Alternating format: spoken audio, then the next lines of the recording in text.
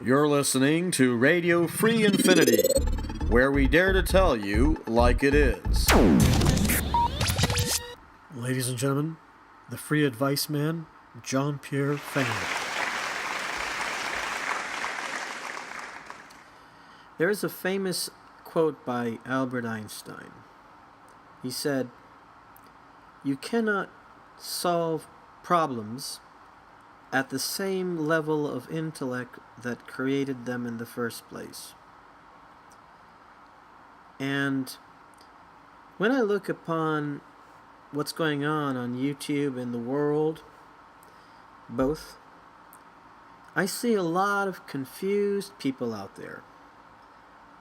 Apparently my previous YouTube videos have not sufficed to enlighten people. There is just so much confusion in the world, and it's getting worse. And that's dangerous, because when people are confused, very confused, then they become very insecure, very, very afraid, because they're not sure what's going on. And when they're afraid and not sure about things, they grab for anything that sounds like it could be truthful. Anything that sounds like the truth, they just rush to join that club. The club of the believers, the people who think that they know better than everybody else what's going on, because somebody else told them so, told them what's going on. You know, this is dangerous. The world, the real world, is vastly more complex. I mean a hell lot more complex than most people realize. I would say over 99% of the people on the face of this planet Earth who are alive today do not realize how complex the world is. Now, what does that mean? You know, people always like to say things like New World Order, Council on Foreign Relations, Military-Industrial Complex. And you know, that's just mixing things up together. And most of those things that are said about such things are rubbish. How can I begin to explain to you? Okay, think of the world as a single neighborhood with a downtown street area called Main Street, where all these shops are selling things, products and services to the people in that neighborhood. And think of each shop as having to do whatever it can to meet its budget and make enough money and profit so that it's worthwhile to do what they have to do. You know, you can't expect somebody to put any real effort into anything if you tell them, hey, if you do this much work, I'm going to compensate you, but only for the energy you put into making that work happen. You're not going to get ahead. You're not going to get anything better in life. You're not going to have security. You're not going to have money saved for a rainy day. You're not going to have a comfortable, safe house to live in. I'm just going to give you as much money to cover the expense of your work, and that's it. Now, who would work to stay where they are if they are poor or lower middle class and struggling to make ends meet? Who would do anything, any effort, sell anything, produce any product, provide any service, if all they were going to get was something that covers what they just spent doing that? I think most people in their right mind wouldn't do it.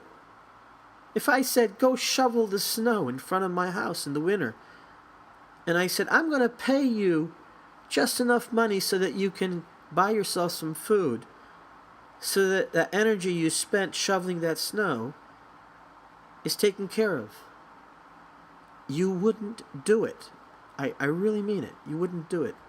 Well, think of the world now. You see, if one country or one group of countries does not remain competitive enough, cannot be strong enough to sell its products and services, then another country or another group of countries will be able to take advantage of that. And what happens to that country or group of countries that is not competitive enough in trying to sell their products and services? What happens? Their economies fail, big time. And then what happens to the citizens of that country or group of countries who couldn't compete with another set of countries, another country? What happens? They become subservient. Their civilization, whatever it is weakened.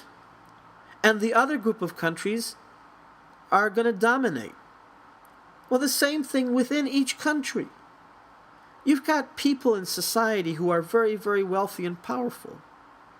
And they benefit from all the confusion and division within society in such a way that they divide and conquer us with all kinds of false conspiracy theories and false messages and false ideals. But in order for any message to be accepted by anyone, there has to be a little bit of truth in it, just a little bit. You know, you can't lie to somebody easily. Most people will not believe a lie if it's entirely untruthful.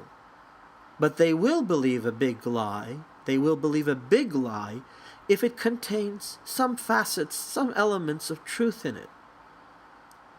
Now, how does that connect to competing in businesses in the world scene, the global economy?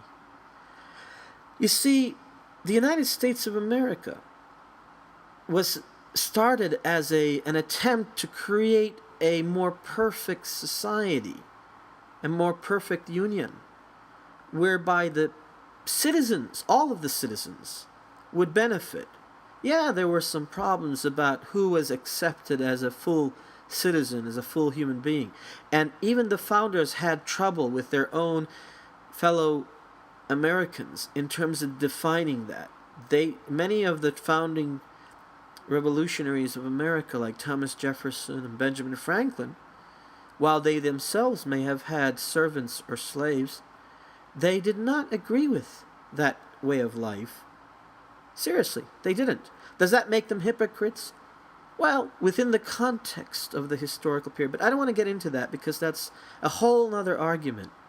And that's not the main point here. But the United States began with an intent to not have the horrors repeated that took place in Europe. At the time that the United States was created, Europe was just beginning to recover from horrible wars between Catholics and Protestants. And Europe had, basically become a place where individual human rights, freedoms, had been put on the wayside for most people in most parts of Europe. So the founders of America wanted to create a place that was new and fresh and promising.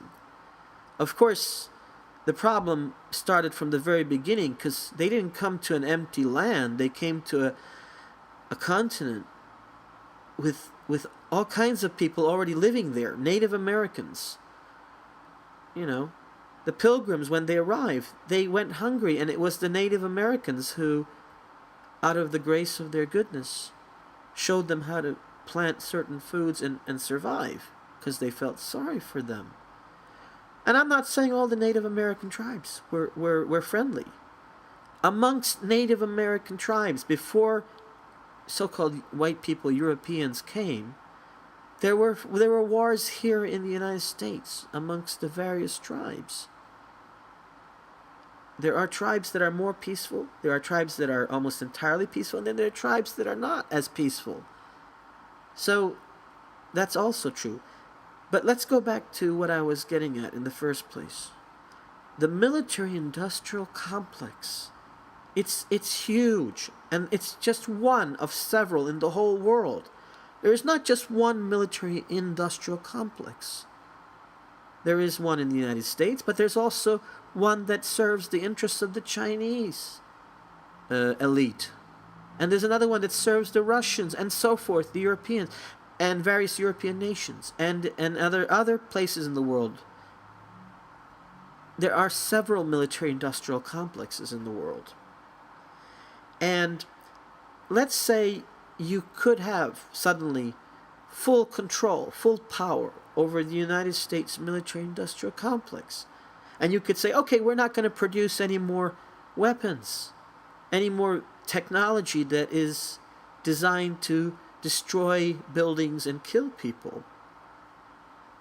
How would you convert those businesses that belong to that complex to totally peaceful production? Because, by the way, the military-industrial complex combines both things that produce stuff for the military, but it also produces a lot of stuff for the non-military sector.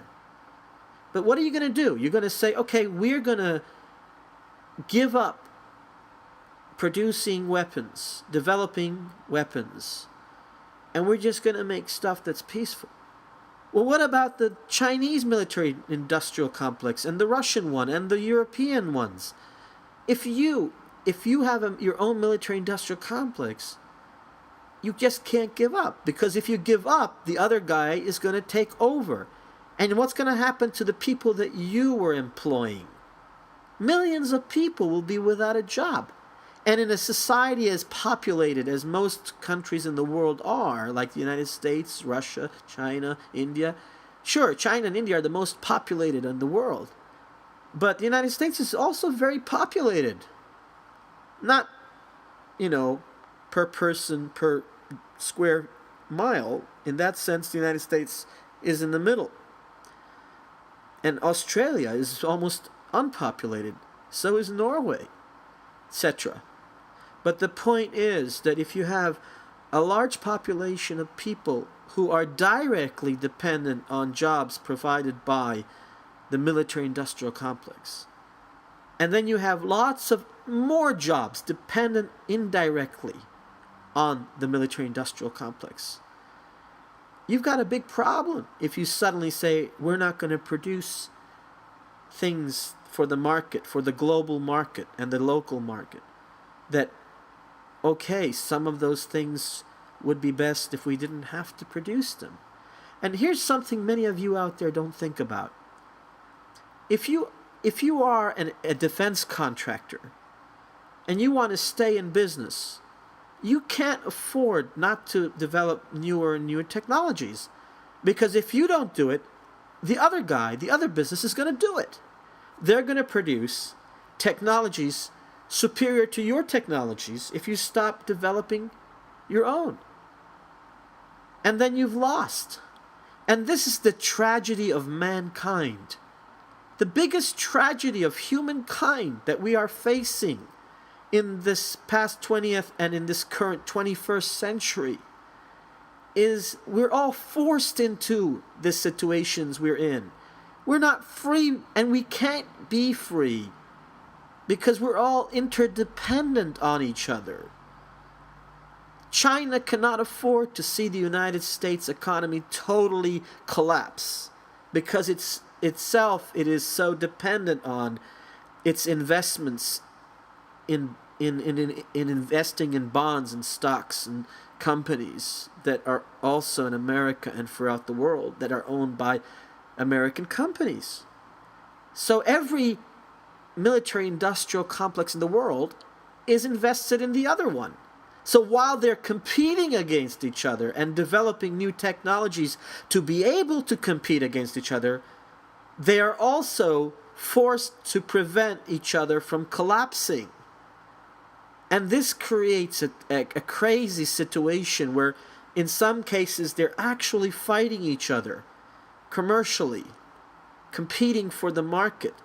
And sometimes that leads to actual physical wars, because their market is not just the industrialized and post-industrial nations, but the ones that are developing, the developing nations of the world, like India and, Asian countries that are developing, and African countries, and South America, Brazil, etc., South Africa.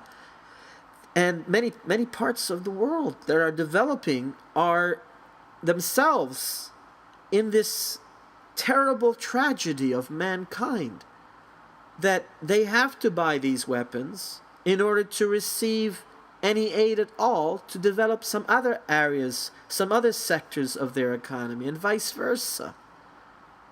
The whole world is interdependent.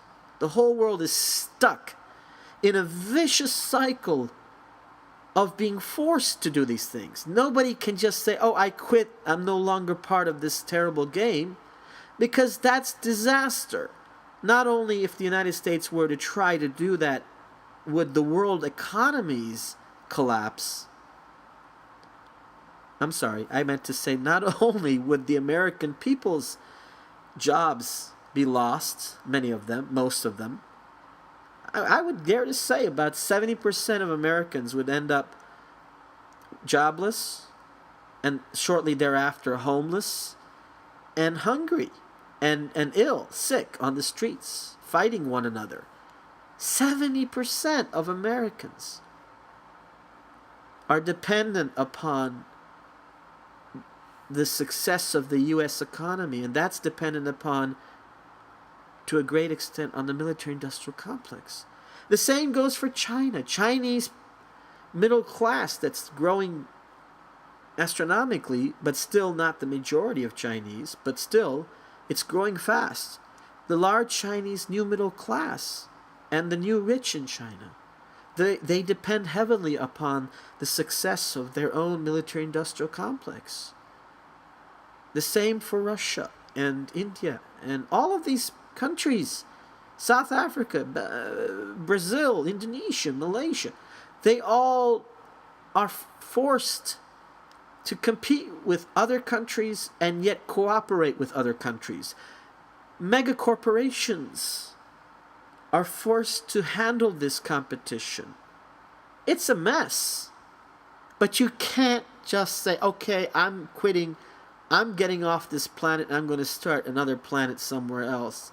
It doesn't exist. You're on this planet. And if you stop being part of that game, most of you dies. In other words, you die. You begin to die and you die off. But the status quo, this tragedy, this human tragedy where in order for economies to survive, they are interdependent, they must compete aggressively. And yet this competition creates great suffering. You can't sell weapons if there are no wars or no threats of war. So you have to allow threats of war to happen. And lo and behold, there are people out there, crazy people, sick, psychotic people who are going to attack innocent people. Terrorists. There are people out there who will attack you and me for no reason other than we live differently than they do. And they want to impose their mad concept, their fake version of a religion. They want to impose that on you and me. And they're going to attack us if we don't defend ourselves. So we're forced to, once more, work with our military-industrial complex, not just for our own economic survival, but for our physical survival, for our bare existence and whatever freedom is left. And here's the catch-22. For those companies that produce weapons, to be able to survive, they need a market, right? So they have to allow for crazies to come up every now and then and attack us or threaten to attack us. Just the threat is enough. And with that threat, they can then pressure their own countries to invest in further weapons and other countries to buy the best weapons that they produce. Wars are often nothing but huge advertisements to sell weapons. The goal is not to produce weapons so that countries can strictly defend themselves. The goal is to produce weapons so companies can profit, so that the countries that those companies are connected to have strong economies that can provide jobs for their own people. That's the madness. And don't blame the United States. Don't blame Americans. I'm fed up of that. It's equally all over the world. Every major country in the world has its own military-industrial complex or is part of a group of countries that have their own military-industrial complex. And that is tragic. So you think about it. You know, some people say in the conspiracy theory movement, well, but they create the enemy. They fabricate them. First of all, a lot of you out there who are conspiracy theorists think there is no Al-Qaeda. Wrong. There is. And it wasn't directly created. It didn't have to be.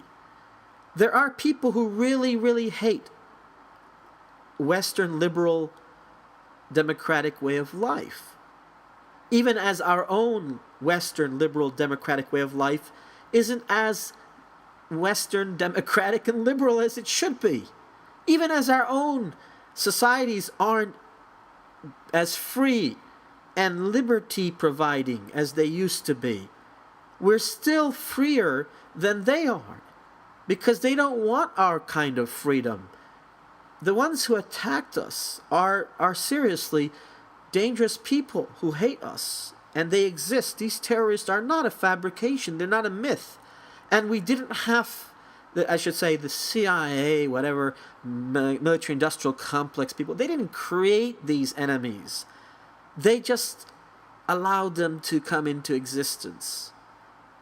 And in some ways couldn't stop them, in some ways. So they were there. But the problem is, it's not the United States that does this alone. Every major power on earth is forced to have a blind eye attitude about small groups that eventually become dangerous enemies of the state and of the world, of peace. Enemies of peace. That's what they are. So here's the tragedy of mankind. We've got all these weapons that have to be produced for countries to have strong economies. And if we don't produce better weapons, then they will. Somebody else will. And they will dominate. And if only we could get an international agreement to end this vicious cycle and get everybody on board and be sure that they were going to abide by the agreement. If you could get everybody in the world, every major power on earth, to agree to stop producing weapons and to use what they already have to protect us from the crazies out there, and to agree to help prevent young people in these poor countries from being recruited, brainwashed by these sick extremists. If we could spend less resources globally, if we could get all nations, all the major countries in the world, all the major economies, industrialized economies, post-industrial economies, if we could get these various military-industrial complexes to sit at a table and work out an agreement saying no more so much expenditure on technology that has to be used. Rather, let's get monies invested in improving the standard and quality of living in these poor countries, but let's do it with an obligation. You see, the other thing about helping poor people in other countries and in America, helping poor people is fine, but you've got to also say, okay, I'm going to help you, but you can't have more than 2 children per couple. You can't. As a species, as a species of animal, the human species has overpopulated this planet at the expense of many other mammals and non-mammal species. I mean, there used to be so many more bears and so many more wild cats and so many more frogs and birds and insects and varieties of insects, birds, frogs, bears, big cats. There used to be so much more types of life on this planet. And in the last few hundred years, we've wiped out a significant percentage of those animals. And we're threatening extinction, not just to other species, but to our own. So we need population growth control. And we need demographic control. That means we need to make sure that if one country has too many females to males, then it should open itself to other countries that have the opposite. Or we should work towards ensuring that couples will want to have females. Whatever. We need to have population control, demographic control, and it has to be regulated by government. You can't leave it up to private individuals. You know, you anarchists out there, what really angers me about you is you're so naive. You think, oh, well, if everybody is just suddenly free and there are no more governments, no more police, no more army, no more people above us to tell us how to behave, that we're going to behave. I don't buy that. Yeah, we have a lot of problems. The tragedy of humankind is that this military-industrial complexes of the world have gotten out of control.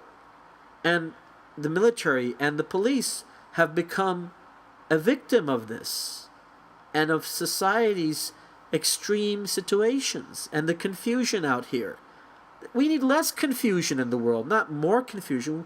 And most of those conspiracy theories are just full of racist lies and bullshit.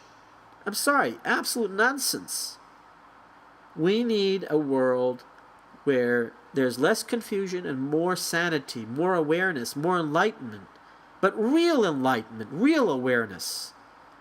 So I'm saying, don't attack the United States military-industrial complex. I'm not saying work with it. That's up to you. But don't attack it. Because then you should also attack the Chinese and the Russian military-industrial complexes and the military-industrial complexes of different countries in Europe and etc. And that's not something you're going to do, right? Of course not. You're not crazy. So don't attack it. Change it. Make it less lethal and more positive.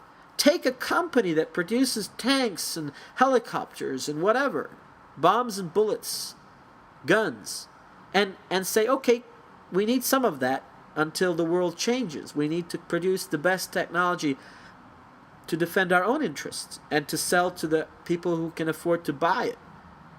But we also need to reduce that by creating more positive things. But that's why we need a world agreement. We need to sit at a table with all of the players and say it's time to change the game. Again, if we want to prevent terrorists from attacking us, we need to get at the root causes of these sick extremist organizations, sick, violent people. These young people who join these groups are ignorant. They don't see the whole picture. They don't know how the world really works. They buy into all kinds of bullshit conspiracy theories themselves. Yeah, people in Europe and in America, they watch YouTube conspiracy theory videos and they don't realize, what about those people in those countries watching their own versions in their own language? And they're convinced that the liberal way of life is evil because whatever. And it's not just people who are from countries that are supposedly Muslim countries, whatever. It's different societies. You'll find as many nuts crazies in every society in the world, amongst every so-called religious group. You'll find people who hijack that religion, distort it for their own crazy, unrealistic ambitions. They're not willing to live in a world that is unified and diverse. They want to split the world up and then dominate it. That's the world. The world is a terrible tragedy. You've got competing interests at all levels of society. Rich versus rich. Rich against poor. Poor against rich. Poor against poor. Middle class against middle class. Middle class against rich and poor. Rich and poor against middle class. You've got people from all parts of society fighting one another because they're confused, because they're divided, because they don't know what's really going on in the world. It isn't a homogeneous, one single group of rich people who run the world and who are going to take over the world and create a world government. No. It won't happen that way. It won't happen. Any attempt to create a global, centralized system of control for the benefit of the elite few cannot succeed because of the very nature of those people and how they operate and how their businesses and interests operate. They can't afford to. That's the other side of this terrible human tragedy, global human tragedy.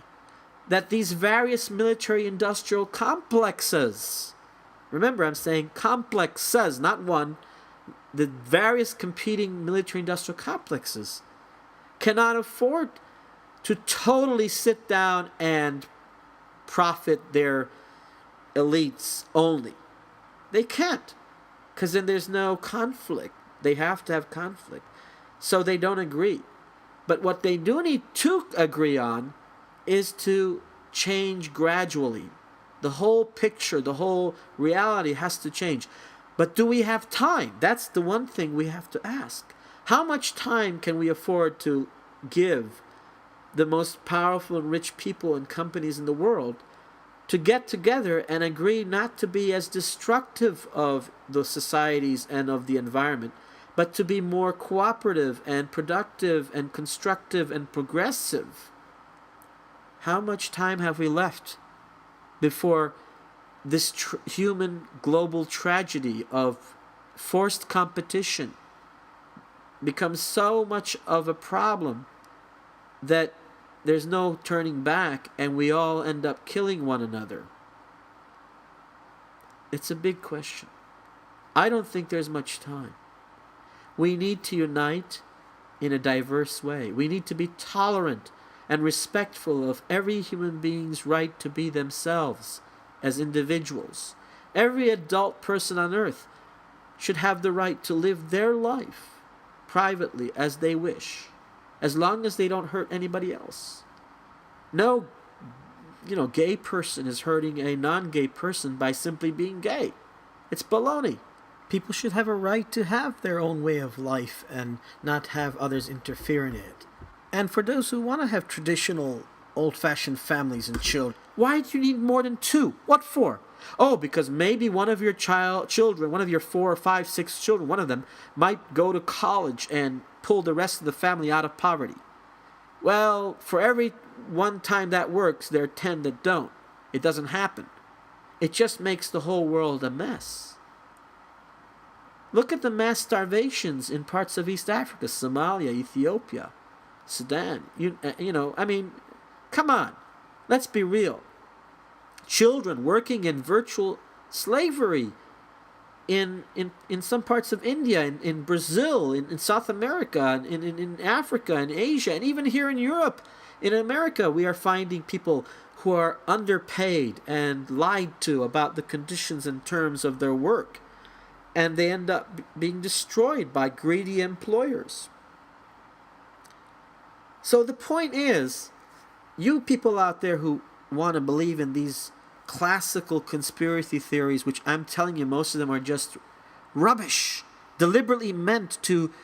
They are a conspiracy theory. Most of those are deliberately created to distract you from the real problem. And the real problem is I'll tell you what the real problem is. That we are too easy to fall into one extreme or the other. That we are too quick to pass judgment and not be fair-handed. You have no right to attack the United States of America and its military-industrial complex if you're not going to, at the very same time, in that one video you do or in whatever you say or do, if you don't also attack all the other ones. But you're not going to do it, right? Because you don't believe that the other ones are as serious a problem. Look, none of them individually are to blame. And the whole monstrosity of the forced competition, that they're forced to compete with each other just to stay alive. And if any of them die, any of those big complexes suddenly fails, then it means the rest of them start to die. That's just what's going to happen. We can't afford that. This is a forced situation on the whole world. And you're not going to change it through violence. Violence will never get you the results you want. You can't. This romantic bullshit of 1914, 1917 revolutions or 1848 revolutions is rubbish. It doesn't work. Every time there has been a revolution that has been violent, eventually somebody manages to take advantage of the situation and undermine the very purpose of that revolution. But not only that, in the modern world, violence will not get you the results. Oh, you can say, well, what about the Arab Spring Revolt? Look at all those countries like Libya and Syria and Tunisia and Egypt and whatever. Look at those countries. They have these revolts, and some have succeeded in throwing out the old regime through violence. Not really. Where there has been somewhat successful change in the politics of a country like Egypt, it was non-violent people who made that change happen. The violence just prevented the change from happening. The non-violence is what succeeded, if any success, and it's a limited success. Even non-violence itself won't work perfectly, but violence will definitely not succeed. And in the industrialized and post-industrial nations of Europe and America, you can't overthrow the government and the system. That's rubbish. That's only stupid people really think that's possible. You can't. Not because the police and the military are all brainwashed and they all totally agree with what's going on. No. Because they know that in a chaotic, anarchist situation, in a chaotic situation, more harm will happen to innocent people. More danger will arise. Violence is not the answer. We need a change in human psychology, in the way we see the world, but we can't do it unilaterally. As I said before, you can't unilaterally give up being a military-industrial complex. The other military-industrial complexes of the world also have to agree to give up being what they are, and they won't. But you can gradually change it, but we need to change it gradually, swiftly, soon enough. For that to happen, we need a whole new way of looking at the whole world. Humanity has to change its whole outlook. And when you attack and when you undermine the economies of your own countries by attacking the industrial system, whether it's military-industrial or non-military-industrial, when you attack the economies of the countries you live in by being too extreme and violent and destroying public and private property and threatening the safety of people regardless of whether they're wealthy or not, when you do these destructive things, you don't achieve the goals you intend to achieve. You don't. You just give more power to the elite few to say to the police and army, protect us against these crazies. And guess what? Most of the people in your own country, they depend upon the success of the economy. Their livelihoods, their jobs are what put food on their table. Never mind that the food that they're putting on the table has problems because of, genetically modified foods and plants and stuff. Yeah, that's a problem when we have unhealthy food on the table. But let's put that aside. just surviving in Europe and in America and in industrialized countries and post-industrial countries, just to survive requires that you have a job. And you can't have a job if your employer is afraid to hire you. But your employer should provide you healthy employment conditions. And the products and services that you buy should be healthy for you and not unhealthy. Of course. And we can change that, but we can't change it overnight. We can't even change it in a year of revolutions, of violent revolutions. That won't work. It just can't happen. The chaos itself would make us vulnerable to both foreign and domestic extremists who would take advantage of that. And that's what the police and the military know. Most of the top level officers of the police in the various European and American countries, and I say American like Canada, United States, and Mexico, most of the people who are the police officers at the higher level and the military officers at the higher level know that violent revolutions are too dangerous, that they will undermine things so much that it will risk total collapse of society and horrible things happen. You know, a lot of you out there who are anarchists are full of it because you don't know what happened in Hungary, for example. In Hungary, there was a revolution helped by the Soviets, with good intentions, by the way. And it was called the Chrysanthemum Revolution. And it was a mix of communists, socialists, and social democrats, and other left-of-center groups, and some anarchists. And they all got together and they violently overthrew the elites who had been in power. And they took over. And the first few hours, it seemed like it could work. But within hours, the whole thing started to implode, to self-destruct. And a dictator took over. And life and the situation in Hungary was so bad that it took another dictator to overthrow that terrorist regime. And they brought in, then they became a fascist country. Hungary became a fascist country. And that's a form of terrorism too. All extremes are terrorism. Left and right.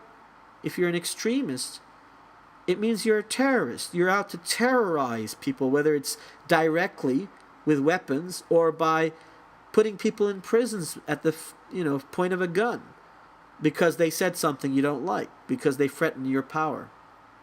So stop attacking the police and the military. They're not your enemy. Nor are all the elites your enemy. They're not. The enemy is the whole monstrosity, the mechanism. This whole forced competition around the world is a mechanism that is the enemy. And you can't destroy that mechanism without destroying yourself. But you can reform it. You can change it gradually. Even if swiftly, it needs to be changed gradually. Gradually doesn't necessarily mean it's going to take decades. We don't have decades.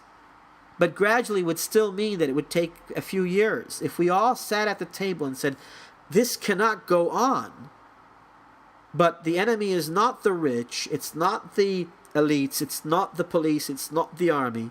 The enemy is this whole forced competition situation. And we need to change it intelligently. We need to have people smart enough.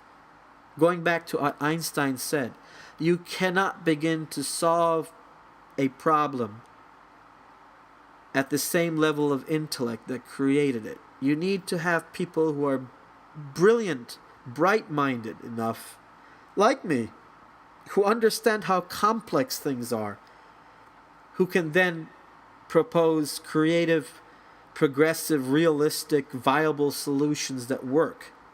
Anarchy won't work. It's crazy. It's dangerous. Communism has been proven not to be able to work. It cannot happen. It's unrealistic. You cannot motivate people to live life and work if they're never going to get any better conditions. And people have to have a right to their privacy. And privacy without private property does not exist. So communism is baloney. Well intended, but it's baloney. Socialism also is a problem, whereby the state owns the major means of production.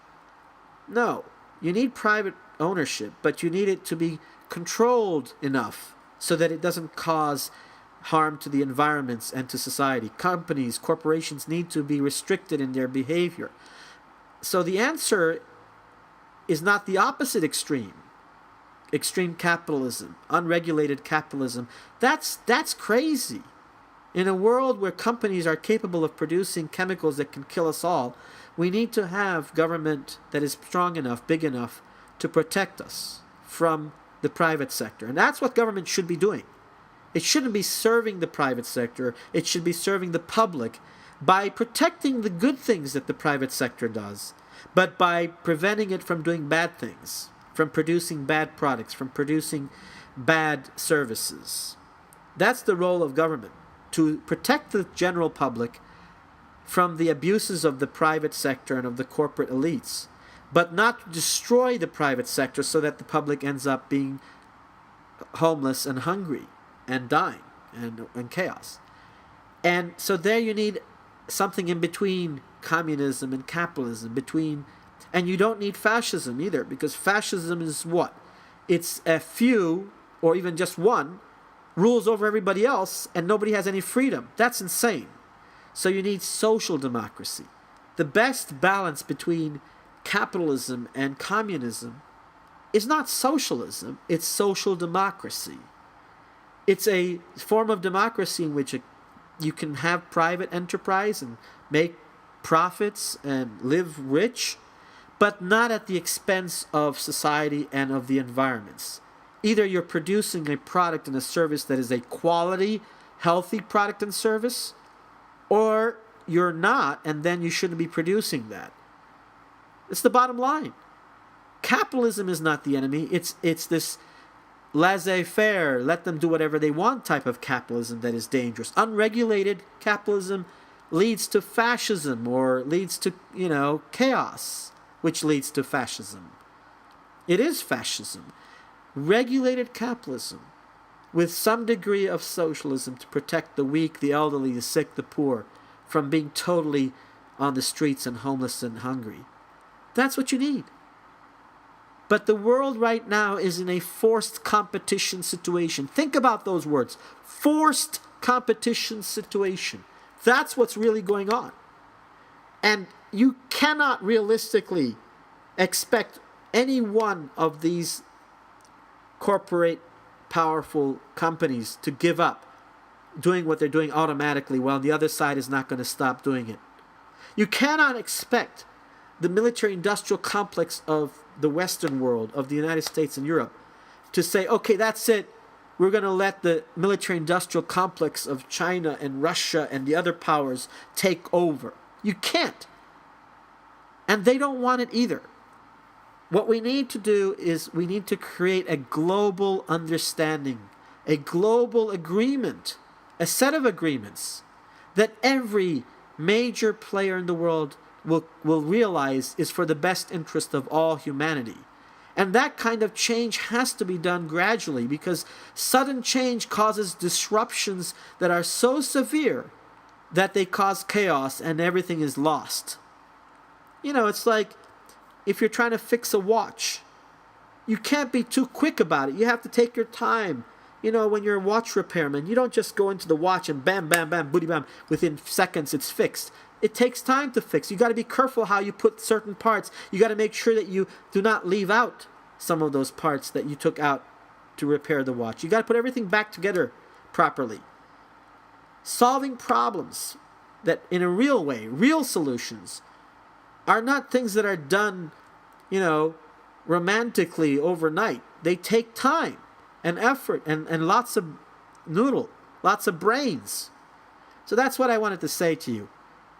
Stop being stupid, because you're making a fool out of yourself and you're threatening all of us with chaos. If you want a better world, become aware of how things are, how this global forced competition, this global human tragedy is not something that any one side can be blamed for. And stop putting the finger of blame on the United States of America or on Sweden or on whatever, United Kingdom. Stop blaming one player if you're not going to blame them all equally. But rather than waste your time blaming and pointing fingers and threatening violence, do something intelligent and reformist. Something that reforms, that tells your enemy, hey, I don't want to kill you. I want you to change peacefully. I'm going to show you how. I'm going to say, you're not going to have to give up your private property and your wealth. I'm not saying become poor suddenly or even become, like an equal. I'm saying keep your money, but in a smart way so that it's not totally stagnant money. Let's make the whole world a healthier place and a happier place and a better place. Do not attack everybody else. You can rock the boat. You can rock this boat, but don't sink it. When you rock the boat too hard, you risk sinking it. Yeah, rock the boat. Sure, there are problems. Do you think that most of the elite don't know that there's so much unhealthy food out there and there's so many unhealthy jobs out there? They know it, and many of them would like to change it. But it ain't that easy if you don't have international agreements and if you don't have cooperation and if you don't have wise, intelligent people who understand the whole situation, the big picture, how complex it is, and how such a complex problem requires super intelligent thinking. Thank you.